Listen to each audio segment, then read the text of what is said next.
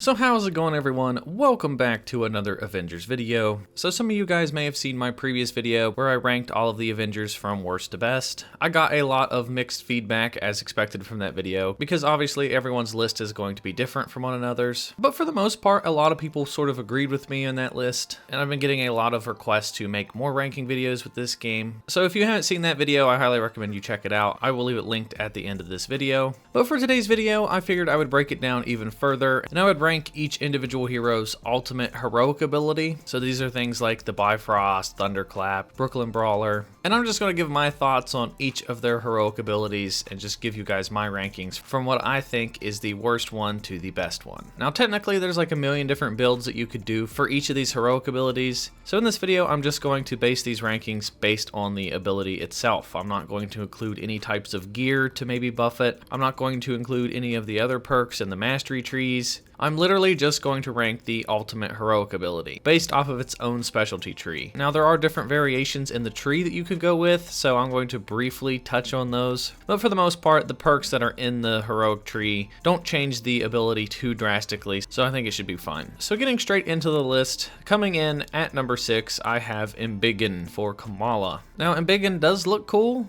I'll give it that. I mean, you just get really big and it increases your damage and it changes some of your moves while you're big, but it just doesn't feel as powerful as some of the other ultimate abilities. It has some different variations in its tree, like you can extend its duration by 5 seconds. You have the option to taunt opponents. And there's even a variation called Doctor's Orders where there's a 25% chance where every time you defeat an enemy, you can drop a regen pack to heal yourself or your teammates. So Kamala is kind of just a support character in general. So, I mean, the ability is fun to use, but overall, I just don't feel like it's as good as all the other ultimates that are on this list. So that's why I'm putting it at number 6. So coming in at number 5, I have Power Surge from Black Widow. Now Power Surge is very similar to Captain America's Brooklyn Brawler. There's a number of different variations, such as increasing the damage of your Widow's Bite. You could have 35% increased damage for staff strikes while overcharged. And then there's another variation that says while defeating enemies while Power Surge is active has a 15% chance to drop regen packs for all teammates. Now I personally like to go with the option to increase damage of Widow's Bite because I like to use Widow's Bite all the time.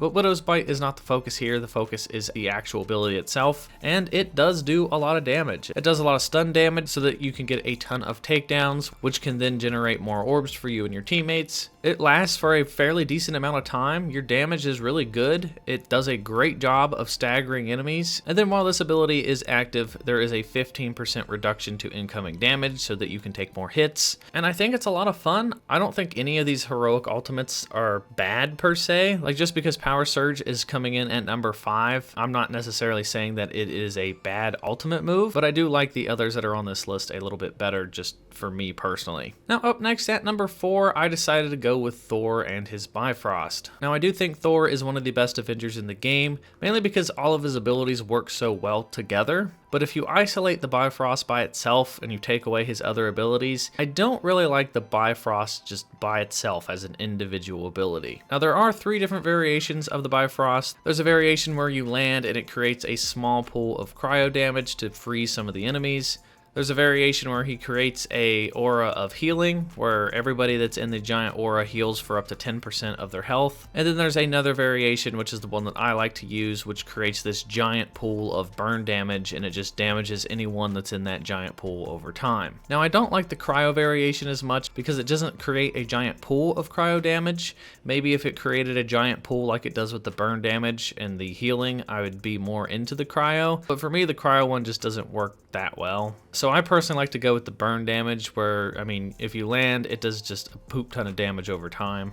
And then one of the cool things about the Bifrost is that it can go through shields. And if you time it correctly, and if you activate it when it turns red, it does up to 50% more damage to the opponents. So it can pack a pretty big punch if you hit an opponent directly, and if you get lucky enough and you can hit 4 or 5 of them as you're landing.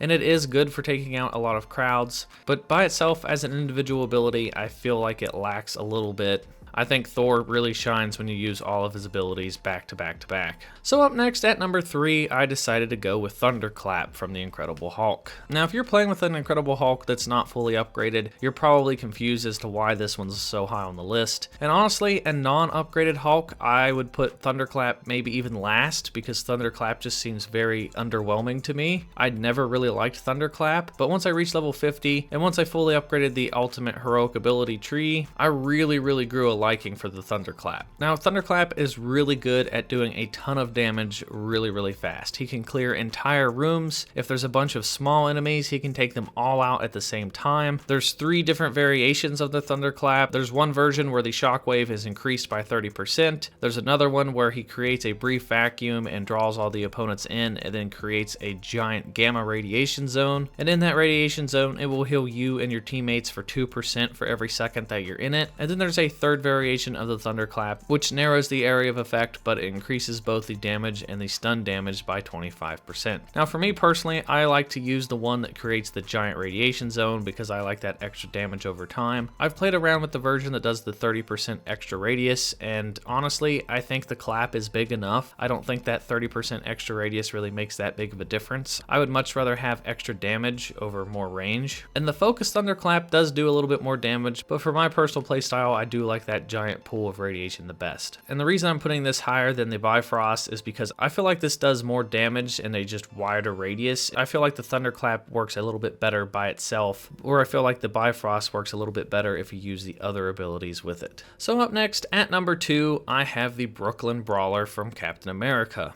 Now this ability works pretty similar to the Power Surge from Black Widow. You activate it and it just gives you a pretty big buff. There's a number of different variations that you can do. There's even a perk point that you can put into the tree that while Brooklyn Brawler is activated, you can block any attack, even the unblockable attacks, which is pretty awesome, especially on the higher difficulties. All enemy attacks are pretty much unblockable, which really sucks when you're playing as the other Avengers. But if Brooklyn Brawler is active, you can block any incoming attack, which is pretty awesome. There's 3 different variations where if it's active, you can do takedowns a lot more often. You can take down enemies that are critically injured. They don't have to have their stun meter filled up all the way. There's another variation where light combo finishers have increased impact and deal more damage. And then there's a third variation where ranged attack damage and impact are both increased by 25%. Now I've played with all 3 variations and honestly they all 3 feel about the same to me. So based off of my personal use, it doesn't really matter where you put the perks in this Brooklyn Brawler. Overall, Brooklyn Brawler just does a ton of damage. You can block almost anything if you have the right perk, and it's just a really fun ability. And I think when it comes to getting your bang from your buck from all the hero ultimates, I think that the Brooklyn Brawler is one of the best at dealing damage.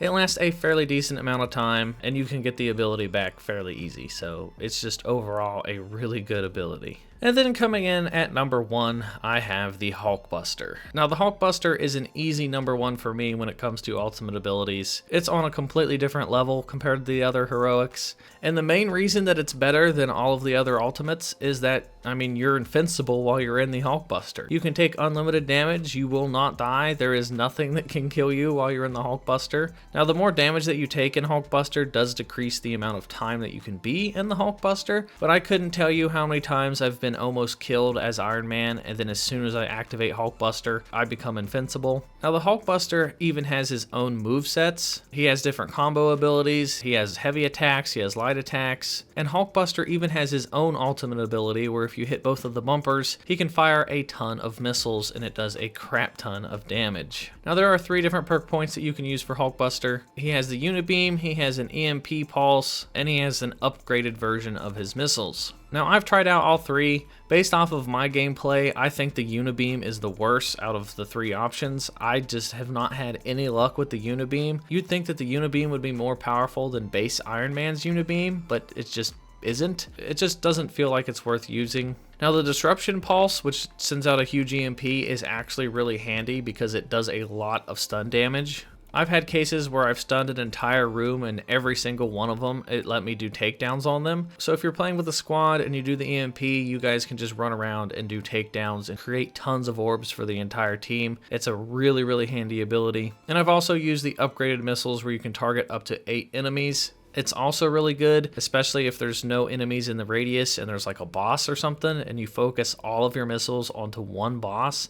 It does a crap ton of damage. And just overall, I think the Hulkbuster is just way better than everything else. Not to mention that you can also lay down the Hulkbuster and you can have teammates get into the Hulkbuster. So this ultimate ability is the only one that you can actually share with the other Avengers. So that's also pretty cool. The only downside to Hulkbuster is that it does glitch out and it can take like 10 to 30 seconds for it to activate, and as soon as you activate it, Iron Man just sort of sits there and waits for it to show up, which is a huge downside. I'm pretty sure the developers have already said that they're looking into this though, so that should be getting fixed here in the near future.